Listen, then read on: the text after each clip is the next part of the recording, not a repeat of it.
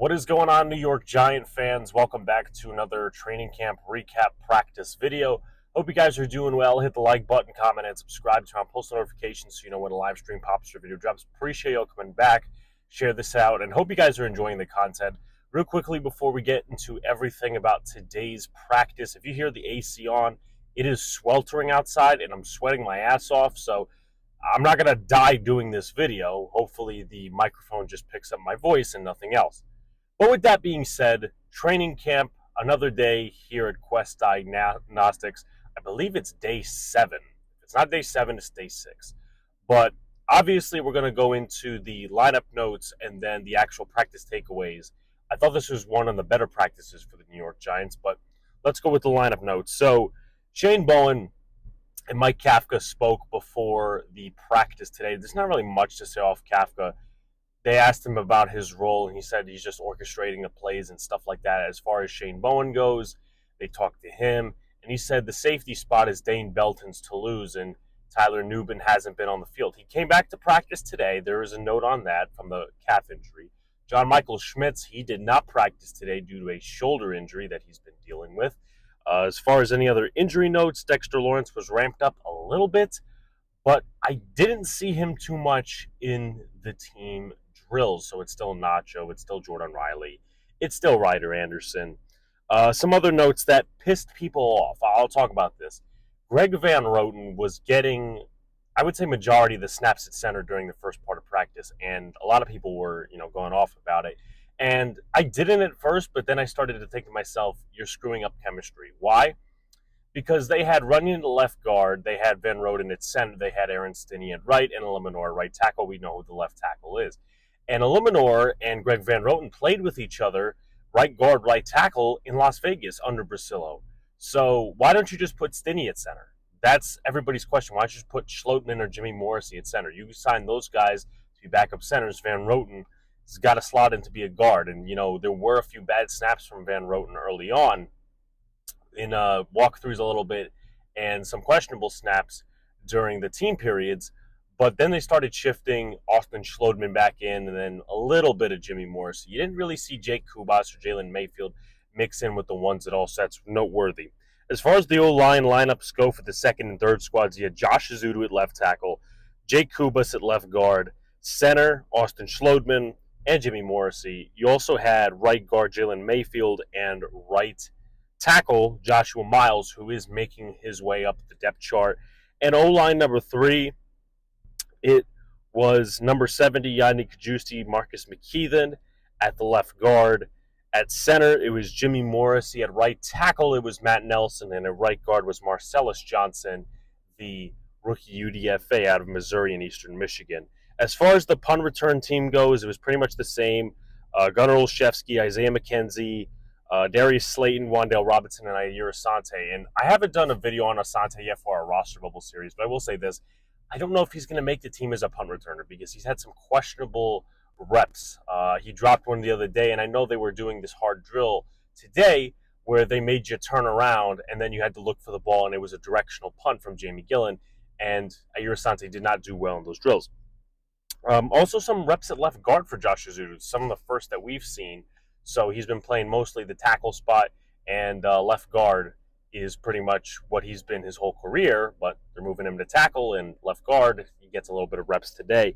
As far as other guys go, Isaiah McKenzie was actually getting reps with the first squad today, which is a little surprising considering the way he's been out there in terms of he hasn't gotten many reps. It's mostly been the second and third squad. So they had him in the backfield today. They had him in the slot, and he had a pretty solid day. Nothing too much. Just some eye candy for the fans to look at, and the offense and the defense, and however you want to slice it. Isaiah Simmons, not really much cornerback reps. He was more with the linebackers. Deontay Johnson also got some reps at the linebacker position, the second linebacker position next to Bobby Okereke. We'll get into him in a second. But I think that's it pretty much for the lineup notes. Now we go to the let me start over. We got to go to the practice notes. Daniel Jones had his best practice of the entire session this summer so far.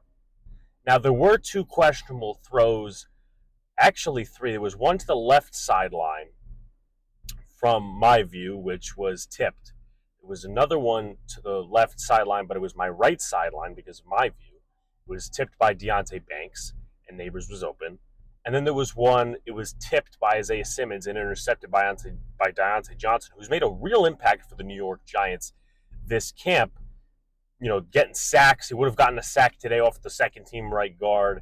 And he's just been playing really well. And this is a scheme that fits what he does, his attributes, his traits, etc. So his special teams attributes, his special teams ability, combine that with what he's done on defense so far, and he may push Carter Coughlin or some of the other guys out of the inside linebacker 4 spot, because you have Simmons, who you suspect is going to make the roster, Okereke, and Micah McFadden.